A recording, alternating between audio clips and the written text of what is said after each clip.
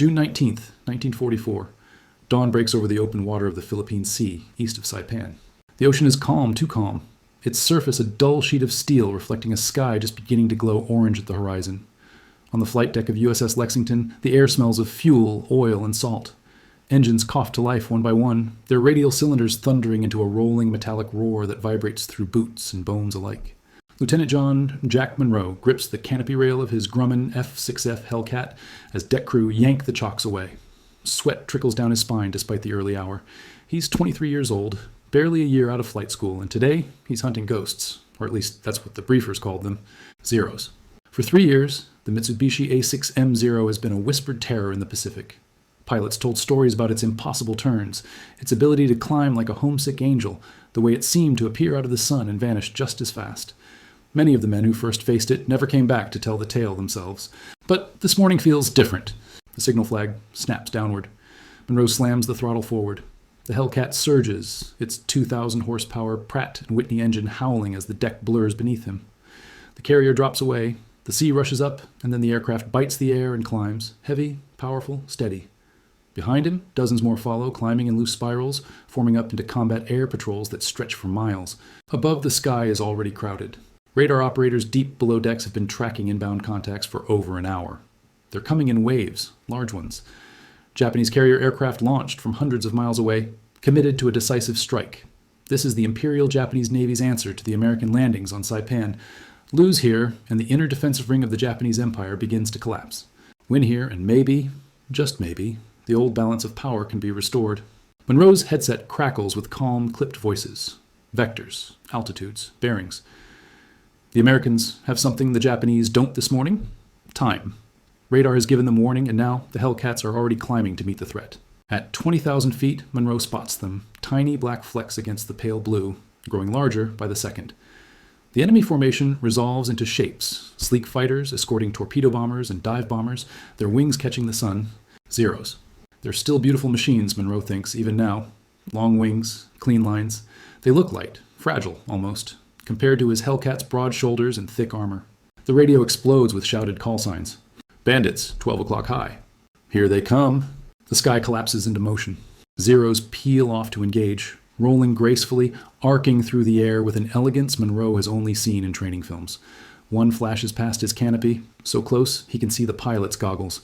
Instinct screams at him to turn harder, to follow, but Monroe doesn't. He shoves the nose down instead. The Hellcat dives like a dropped anvil. The airframe shudders as speed builds, the controls stiffening but never locking. Tracers streak upward behind him, snapping past his wings. He pulls out low, then climbs again, trading altitude for speed, speed for position, exactly as he's been trained. This is not the War of 1942. Back then, American pilots had tried to dogfight the Zero, and they died doing it. Now, the doctrine is different. Hit hard, keep your speed, never turn with a Zero unless you have to, and if you do, make it vertical. Monroe rolls in behind a Zero, chasing another Hellcat. He lines up the shot, thumbs the trigger. 650 caliber machine guns erupt at once. The Hellcat bucks as a solid stream of fire reaches out and tears through the Japanese fighter. Metal fragments blossom in the air. The Zero shudders, rolls onto its back, and disappears in a thin trail of black smoke. Monroe doesn't cheer. He doesn't even slow down. All around him, the sky is filling with falling aircraft. Burning bombers, disintegrating fighters, parachutes blooming like pale flowers far below. The radios are alive with shouted confirmations and urgent warnings, but one phrase keeps repeating, almost disbelieving. They're dropping like flies. This isn't a duel. It's a slaughter in the making. Somewhere beyond the horizon, Japanese admirals are waiting for reports that will never bring relief. And in the air above the Philippine Sea, the myth of the Zero, the aircraft that once ruled the Pacific, is being torn apart, one burst of 50 caliber fire at a time. By mid-morning, the air above the American carrier groups has become a layered battlefield, altitude stacked upon altitude, each one occupied by circling Hellcats waiting for the next vector. Far below, the task force cuts through the sea in tight formation, wakes overlapping, flak batteries manned and ready. Deep inside the carriers, radar scopes glow green, their sweeping lines catching every inbound raid long before it can be seen with the naked eye. This is where the battle is truly being fought. Aboard the flagship, Vice Admiral Mark Mitcher stands motionless in the Combat Information Center, eyes fixed on the plotting board. Red grease pencil marks, enemy aircraft, crawl steadily toward the blue shapes of his fleet. The Japanese have committed nearly everything they have left. 4 large carrier strike groups, launching wave after wave in the belief that American carriers must be somewhere to the east. They are right. What they don't understand is how completely the rules of naval air combat have changed.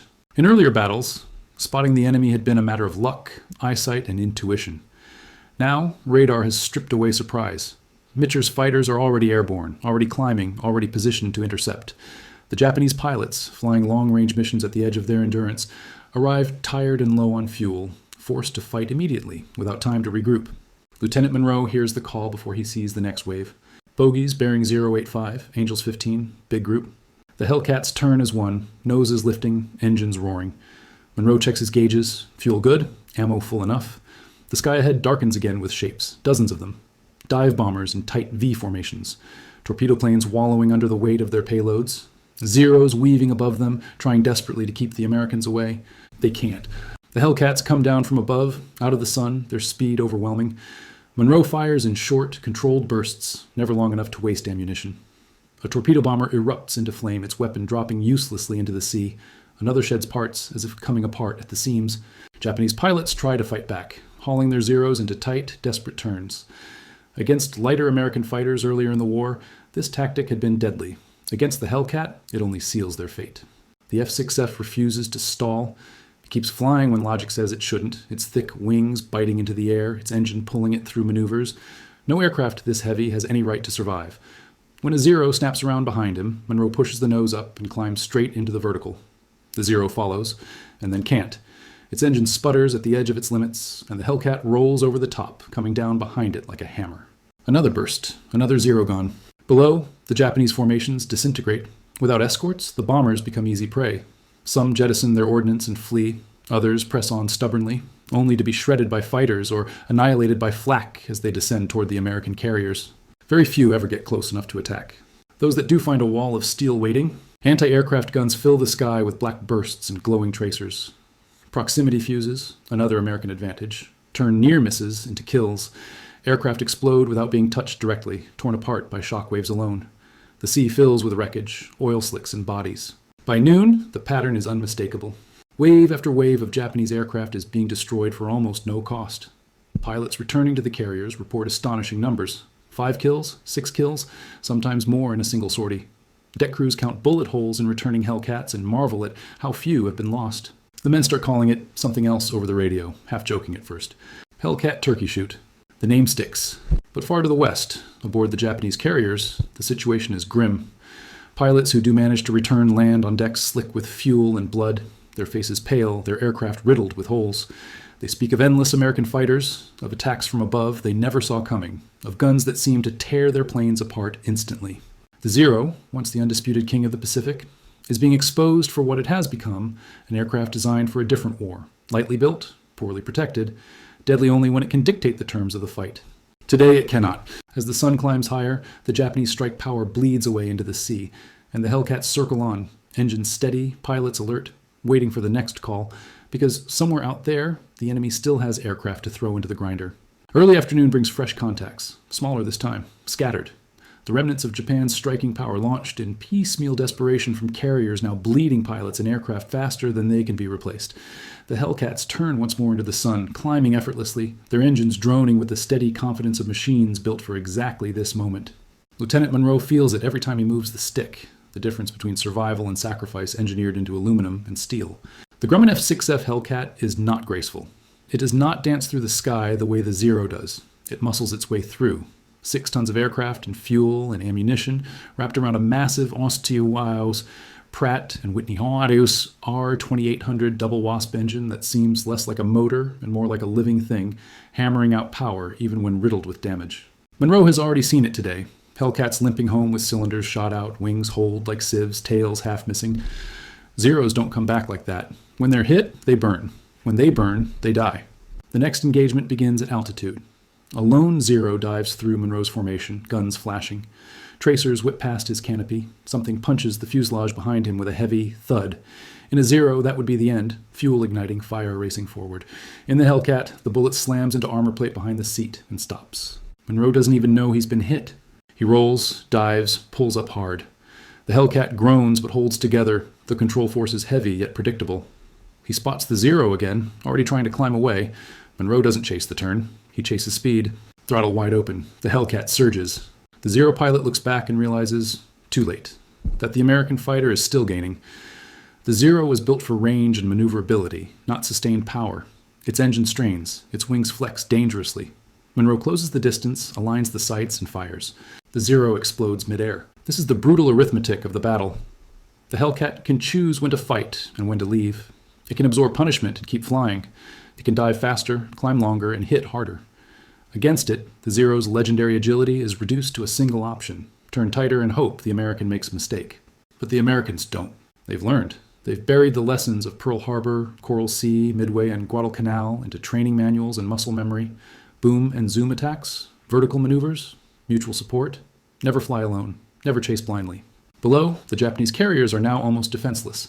Their combat air patrols have been annihilated. Pilots are gone, dead or drifting in the vastness of the Pacific. Replacement crews wait in Japan, but they are inexperienced, barely trained, and nowhere near this battlefield. By mid-afternoon, the sky belongs entirely to the Hellcat. Monroe glances down and sees a grim mosaic. Burning aircraft floating like funeral pyres. Oil slicks spreading in rainbow patterns across the water. He sees parachutes too, some American, most Japanese. The radio is quieter now. There are fewer targets, fewer voices calling for help. And yet, the battle isn't over. Far to the west, Admiral Mitcher faces a decision that will define the second half of the fight. The Japanese carriers have been located, but they're at extreme range.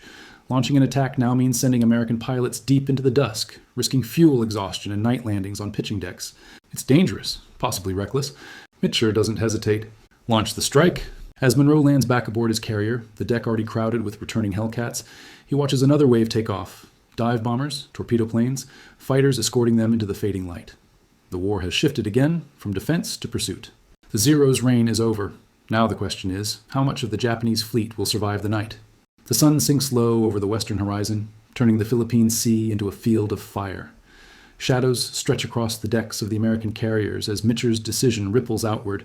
Engines roar, catapults fire, and the final great American strike of the day lifts into the sky, chasing an enemy already on the run. Lieutenant Monroe watches them go from the ready deck, helmet tucked under his arm. His Hellcat is being refueled and rearmed, ground crews moving with quiet urgency. No one jokes now, everyone knows what's coming. Those pilots are flying a one-way mission unless everything goes right. The strike pushes west for nearly 200 miles. Hellcats fly escort, their silhouettes stark against the darkening sky. Below them, the ocean fades into a featureless black void. Fuel gauges creep downward. Radios crackle with tense navigation calls as daylight drains away faster than expected. Then, contacts. The Japanese carriers appear as dark shapes against the last light of dusk. Some are already damaged from submarine attacks earlier in the day. Others still steam at speed, throwing up rooster tails of spray as they maneuver desperately. The Americans fall on them like wolves. Bombs slam into flight decks. Torpedoes rip into hulls. Fires erupt, lighting the sky from below. One carrier slows, then stops entirely, her deck a twisted wreck of burning aircraft. Another lists sharply, smoke pouring from her hangars. Zeros rise to meet the attack, but they come up in ones and twos, too late, too few. The Hellcats cut them down almost casually, the outcome already decided hours ago in the high-altitude slaughter east of Saipan. By the time the last bomb falls, night has claimed the sky. And that is when the most dangerous part of the battle begins. The strike turns back east, fuel needles hovering near empty. Some pilots realize with cold clarity that they will not make it home. The radio fills with grim reports, engines sputtering, gauges dry, navigation uncertain. On the American carriers, the decks glow eerily as Mitcher issues another unprecedented order. All ships, turn on your lights. In a war where light means death, the carriers blaze like floating cities, their silhouettes exposed to submarines and enemy scouts alike. It doesn't matter. Mitcher is bringing his pilots home. One by one, aircraft emerge from the darkness, some perfectly lined up, others barely controlled. Hellcats slam onto decks, some missing wires and smashing into barriers, others ditching alongside ships as fuel runs out. Rescue boats churn the water, hauling soaked pilots from the sea. Monroe launches again as part of the recovery cap, circling above the glowing fleet, watching silhouettes drop out of the night. He sees flares, crashes, splashes. He smells burning oil and salt water. By midnight, it's over. The tally is staggering. Hundreds of Japanese aircraft destroyed. 3 carriers sunk, 1 more fatally damaged. American losses, by comparison, are almost unreal. The next morning, June 20th, the Philippine Sea is quiet again. The wreckage remains, scattered across hundreds of miles of ocean. The Japanese carrier force, the weapon that struck Pearl Harbor, that ruled the Pacific in the war's opening year, has been effectively annihilated. For the men who flew Hellcats, the conclusion is simple and brutal. The Zero was never beaten by luck alone. It was beaten by preparation, technology, training, and an aircraft designed not just to win fights, but to bring its pilot home. The age of the Hellcat has arrived. The Philippine Sea is littered with debris, twisted aluminum, scorched wood, shattered wings floating half submerged. The smell of fuel hangs low over the water, mixing with salt and smoke. Somewhere beneath the surface lie hundreds of aircraft, and the pilots who flew them, the final remnants of an air arm that once ruled the Pacific. On the decks of the American carriers, mechanics move quietly among the parked Hellcats. Some aircraft bear fresh kill markings. Others are scarred, patched, still leaking oil. Yet they are here. They came back. Lieutenant Monroe sits on the wing of his fighter, helmet beside him, staring out at the sea. He's exhausted beyond words, hands still trembling slightly. Only now, with the noise fading, does the weight of it all settle in. He has survived something unprecedented, the largest carrier air battle in history, and he knows instinctively that nothing like it will ever happen again, because the outcome was not close. The destruction of Japanese naval aviation at the Battle of the Philippine Sea is so complete that historians will struggle to find language strong enough to describe it. The elite pilots of the Imperial Japanese Navy, so veterans of China, Pearl Harbor, Coral Sea, and Midway, are gone. The carriers that trained and housed them burn or sink beyond recovery. What remains is an air force in name only, machines without masters, replacements without experience. And at the center of it all stands the Hellcat. Not because it was perfect, not because it was elegant, but because it was honest. The Hellcat was built for the war that actually existed, not the one imagined before it. It assumed its pilots would be shot at. It assumed they would make mistakes. It assumed they would need armor, self-sealing fuel tanks, redundant systems, and raw, unforgiving power to survive first contact with the enemy. The Zero assumed none of those things. Designed in a different era, under different assumptions, the Zero was optimized for range and agility at the cost of protection. Early in the war, the gamble paid off spectacularly, but by 1944 it had become a fatal liability. Against radar-directed interceptions, disciplined tactics, and Hellcats flown in mutually supporting formations, the Zero's strengths turned into traps. It could turn, but only if the American followed. It could climb, but only briefly. It could strike hard, but only once. The Hellcat could fight again, and again, and again. That difference, endurance over elegance, is what decided the battle. As the fleet turns east, toward new objectives, the implications ripple outward. With Japanese carrier aviation shattered, the invasion of the Marianas is secured. From Saipan and Tinian will come long runways. From those runways will come B-29s. And from those bombers will come the war to Japan itself. All because, on one June morning in 1944, a generation of pilots climbed into rugged, overbuilt fighters and met their enemy on unequal terms. Monroe stands, stretches stiffly, and heads toward the ready room. There will be another briefing soon, another mission. The war is not over, but its direction is no longer in doubt. Above him, the Hellcat sits silently in the sun, broad wings folded, engines cooling. They look almost peaceful now. But the men who faced the Zero in the skies over the Philippine Sea will never forget what they did here, or why this battle marked the moment the Pacific Air War was decided.